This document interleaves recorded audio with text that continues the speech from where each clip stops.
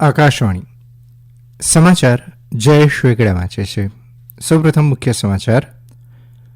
પ્રધાનમંત્રી નરેન્દ્ર મોદી આજે સવારે 11 વાગે આકાશવાણી પરથી પ્રસારિત થનાર મન કી બાત કાર્યક્રમમાં વિવિધ વિષયો પર પોતાના વિચારો રજૂ કરશે.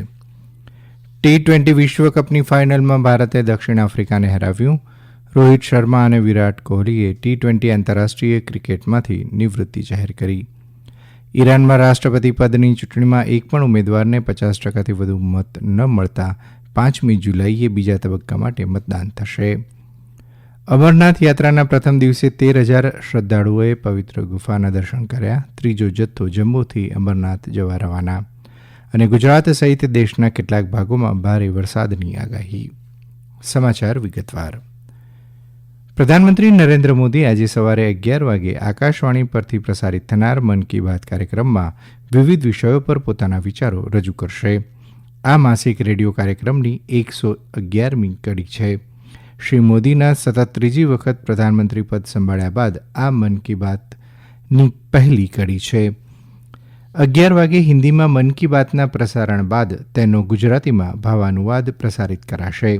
આ ઉપરાંત આજે રાત્રે 8 વાગે રાજ્યના બધા જ આકાશવાણી કેન્દ્રો પરથી મન કી બાત કાર્યક્રમના ગુજરાતી ભાવાનુવાદનું પુનઃ પ્રસારણ કરાશે. આ કાર્યક્રમ આકાશવાણીના તમામ નેટવર્ક, AIR ન્યૂઝ વેબસાઇટ અને news on AIR mobile app પર પણ પ્રસારિત કરાશે. ઉપરાંત આકાશવાણી સમાચાર, દૂરદર્શન સમાચાર, પ્રધાનમંત્રી કાર્યાલય તેમજ માહિતી અને પ્રસારણ મંત્રાલયના યુટ્યુબ ચેનલ પરથી પણ તેનું જીવંત પ્રસારણ કરાશે. ભારતીય ટીમે 17 વર્ષ બાદ ICC T20 વિશ્વકપ જીતી લીધો છે. રોહિત શર્માના નેતૃત્વમાં ફાઇનલ મેચમાં ભારતે દક્ષિણ આફ્રિકાને 7 રનોથી પરાજય આપીને આ જીત હાંસલ કરી હતી. પ્રથમ બેટિંગ કરવા ઉતરેલી ભારતીય ટીમમાં વિરાટ કોહલીએ 59 બોલ પર 76 રન અને અક્ષર પટેલે 31 બોલ પર 47 રન બનાવ્યા હતા. 20 ઓવરમાં 7 વિકેટના નુકસાને 176 રન ભારતીય ટીમે બનાવ્યા હતા. T20 વિશ્વકપના ફાઇનલમાં કોઈ પણ ટીમના આ અત્યાર સુધીનો સૌથી વધારે રન છે. દક્ષિણ આફ્રિકા માટે એન્ડ્રિક નોર્ટેજે અને કેશવ મહારાજે 2 વિકેટ ખેરવી હતી. 177 રનના લક્ષ્યાંકનો પીછો કરતા દક્ષિણ આફ્રિકા હેન્ડ્રિક ક્લાસેનના 52 રનોની મદદથી 8 વિકેટના નુકસાને 169 રન બનાવી શક્યું હતું. ભારત તરફથી હાર્દિક પંડ્યાએ 3 વિકેટ ખેરવી હતી, જ્યારે અર્શદીપસિંહ અને જસપ્રીત બુમરાહે 2 વિકેટ ખેરવી હતી. Virat Kohli player of the match પસંદ કરાયો હતો, જ્યારે જસપ્રીત બુમરાહને 8 મેચમાં 15 વિકેટ માટે પ્લેયર ઓફ ધ ટુર્નામેન્ટ ખિતાબથી સન્માનિત કરાયો હતો. પુરસ્કાર મેળવ્યા બાદ વરિષ્ઠ ખેલાડી વિરાટ કોહલીએ T20 આંતરરાષ્ટ્રીય ક્રિકેટમાંથી સંન્યાસ જાહેર કર્યો હતો. મેચ બાદ આયોજિત પ્રેસ કોન્ફરન્સમાં કેપ્ટન રોહિત શર્માએ પણ T20 આંતરરાષ્ટ્રીય ક્રિકેટમાંથી સંન્યાસ લેવાની જાહેરાત કરી હતી. જોકે તેમણે સ્પષ્ટ કર્યું કે તેઓ વન ડે અને ટેસ્ટ ક્રિકેટમાં ભારતનું પ્રતિનિધિત્વ કરવાનું ચાલુ રાખશે.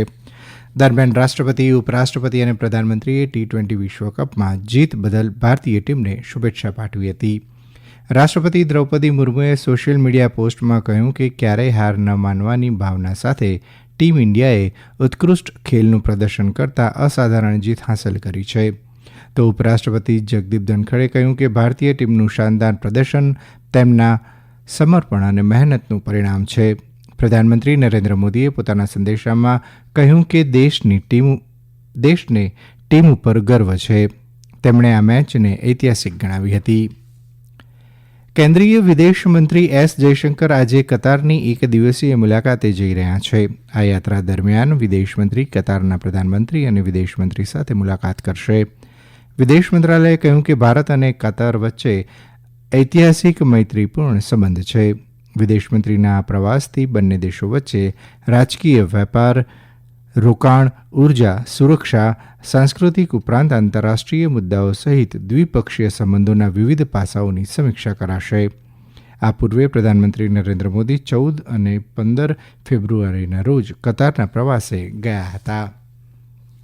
દિલ્હીની એક અદાલતે મુખ્યમંત્રી અરવિંદ કેજરીવાલને કથિત દારૂ નીતિ કૌભાંડ મામલે ભ્રષ્ટાચારના એક કેસમાં 12 જુલાઈ સુધી ન્યાયિક કસ્ટડીમાં મોકલી આપ્યા છે. 3 દિવસની રિમાન્ડ પૂર્ણ થતાં તેમને અદાલતમાં રજૂ કરાયા હતા.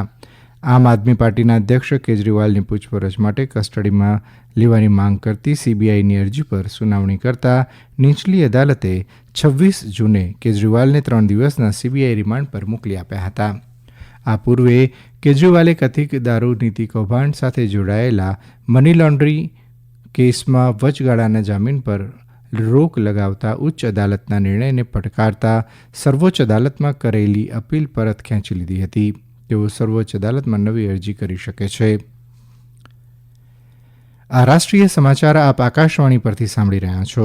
આ સમાચાર આપ અમારી YouTube channel AIR news Gujarat પર પણ સાંભળી શકશો. વધુ સમાચાર માટે આપ અમારા ટ્વિટર હેન્ડલ AIR_news_ABADને ફોલો કરી શકો છો.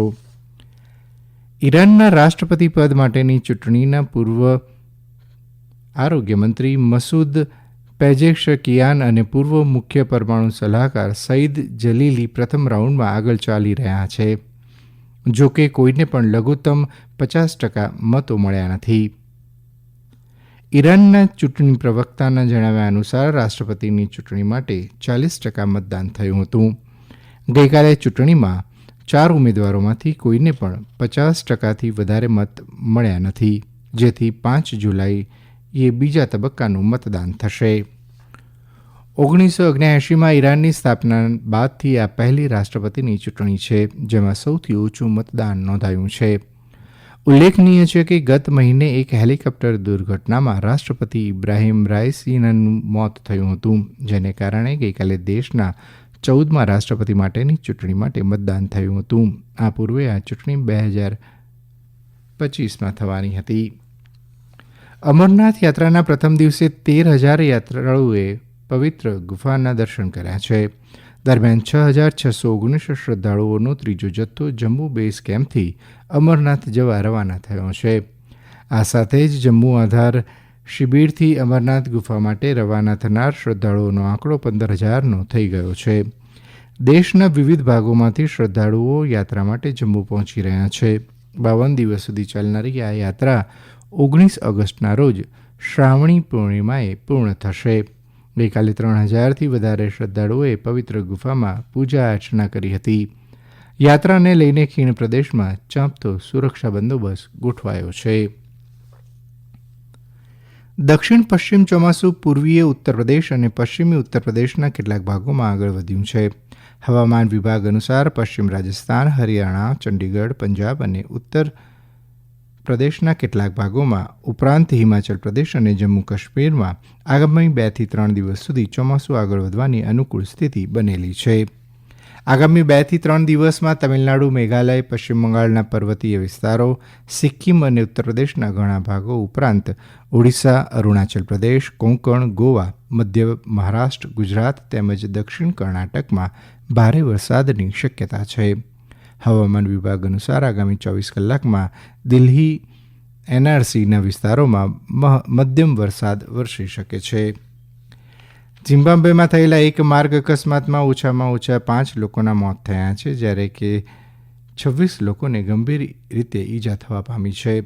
અધિકારીઓના જણાવ્યા અનુસાર મિશોનલેન્ડ પશ્ચિમ પ્રાંતમાં કરોઈ શહેરમાં 38 લોકોને લઈ જતી એક બસ પલટી ખાઈ જતા અકસ્માત સર્જાયો હતો. પોલીસનું કહેવું છે કે ડ્રાઈવરની બેજવાબદારીને કારણે દુર્ઘટના સર્જાઈ છે. અકસ્માત બાદ ઘટના સ્થળેથી તે ફરાર થઈ ગયો છે.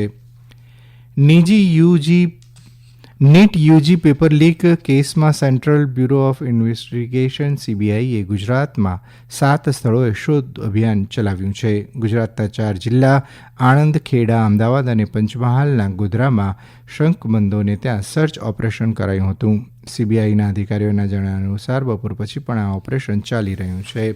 અંતમાં મુખ્ય સમાચાર ફરી એકવાર.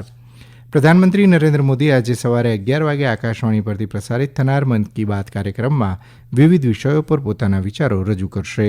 અને T20 વિશ્વકપની ફાઇનલમાં ભારતે દક્ષિણ આફ્રિકાને હરાવ્યું. રોહિત શર્મા અને વિરાટ કોહલીએ T20 આંતરરાષ્ટ્રીય ક્રિકેટમાંથી નિવૃત્તિ જાહેર કરી. આકાશવાણી પરથી સમાચાર પૂરા થયા.